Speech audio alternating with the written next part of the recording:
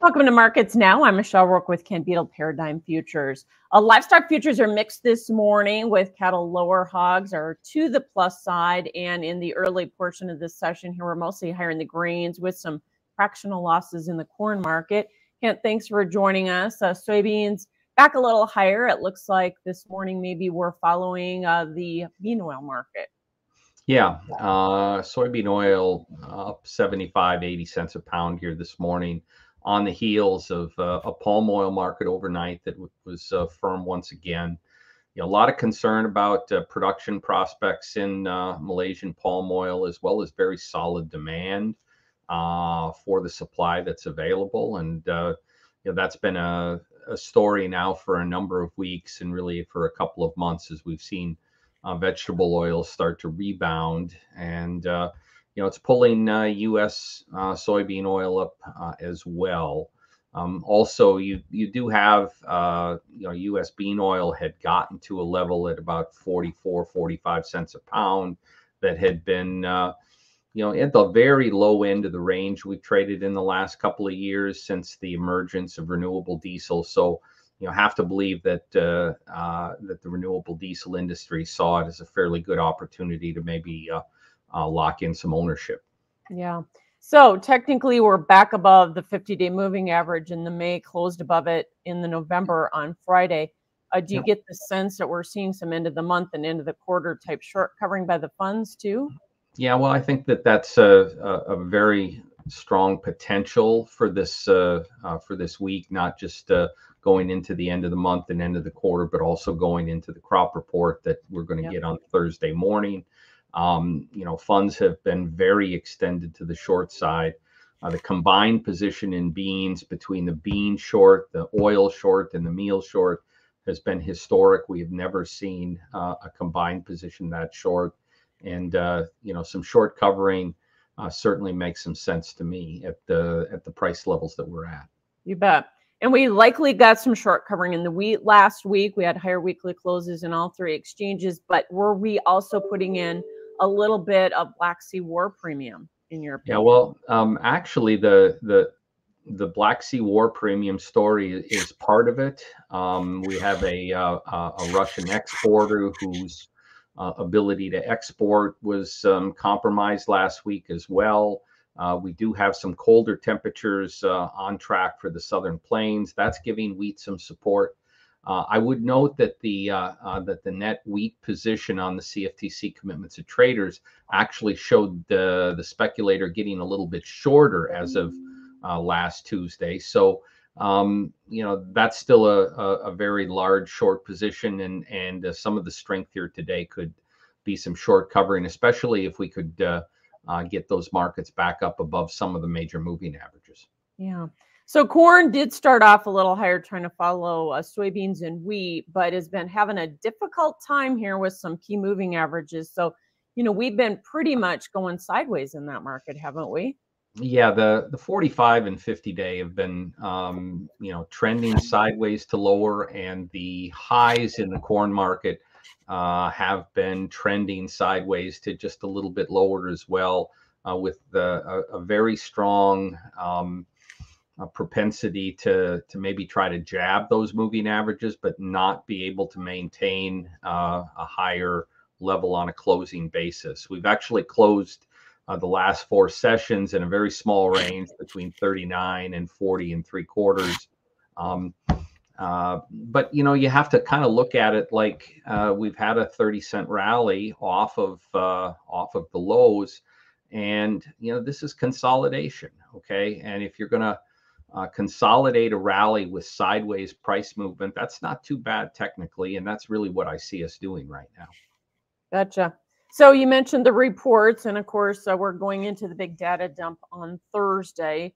Quarterly stocks, obviously important, but the acreage always gets much more attention to the prospective plantings report.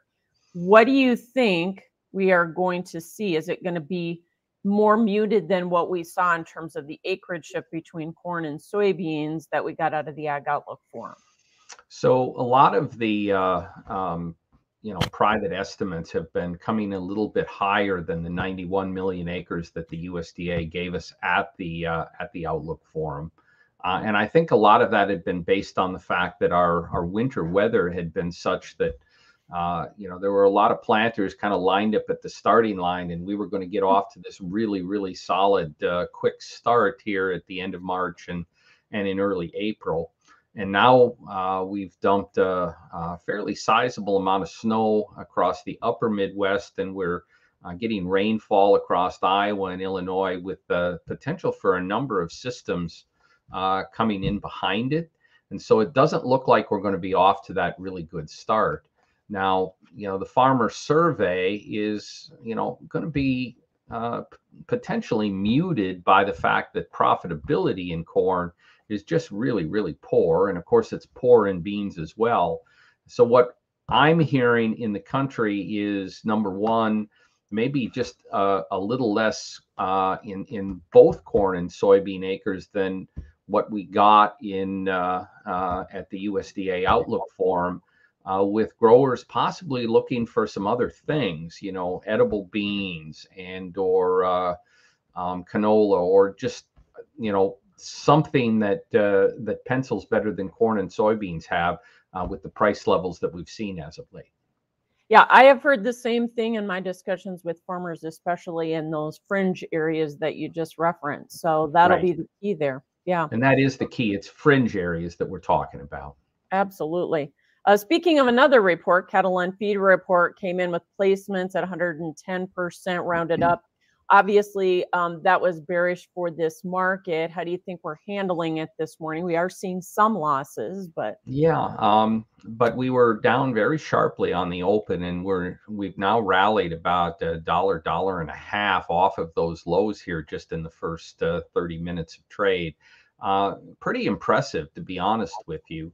Those numbers look bearish, but then we might want to consider the fact that placements last year on this same month were quite a bit worse, and so the comparison on a percentage basis might be a little bit overstated to the true impact of the fundamentals that we saw. I do think it's interesting that with lower inventories, we do continue to see the on-feed number at 100% or higher. I think it was at 101.3%.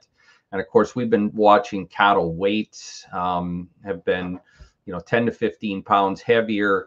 Our marketings continue to be lower than trade expectations, although we did climb back up above 100% on this last report.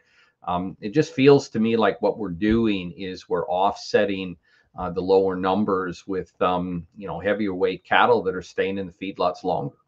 Yeah, and with lower price corn, that makes sense. We did have record cash, or potentially had record cash trade last week. Do you think that if we see that number printed, will that be enough of a reminder to maybe put a little bit of a bottom, or at least stop the selling in this market, with ideas that, we are at record levels, for gosh sakes? Yeah, well, to be honest, similar to what I talked about in the corn earlier, we had a really nice recovery in the cattle, and in my way of looking at it, the correction that we've had has been more of just a sideways consolidation, and in a market that has been trending bullishly as of late, to consolidate without a huge pullback in the market just feels okay to me. I still think that we're likely to see cattle prices move higher at some point in the future, but it wouldn't surprise me to see a little bit of speculative liquidation first, or a little bit more consolidation, maybe a push toward new lows before we ultimately go higher again. Gotcha. And speaking of the fund position, you mentioned maybe some speculative liquidation in cattle. We're seeing a little bit of that in the hog market already. So do you anticipate we're going to see maybe a little bit more of a correction? I mean, we're back up a little bit this morning after a lower weekly close in the June. Yeah, so it was not just a lower weekly close. It was an outside key reverse lower in the June hogs. And so to be truthful, I had anticipated that we might get some follow through this morning. A little bit surprised to see hogs up over $1 today. You know, last week we had lower cutout values, slightly lower cash values. The increase in the CME index has been, you know, only averaging about 20 to 30 cents per day, which, you know, the futures market had priced in maybe steeper slope to the gains than what we had seen. So honestly, my gut is you're going to find, you know, the hog producer being willing to hedge hogs on this rally, because technically it feels like this market may still be trying to turn over. Okay. Thanks so much for joining us, Ken Beadle with Paradigm Futures. Remember, futures and options have substantial risk and are not suitable for all traders. That is Markets Now.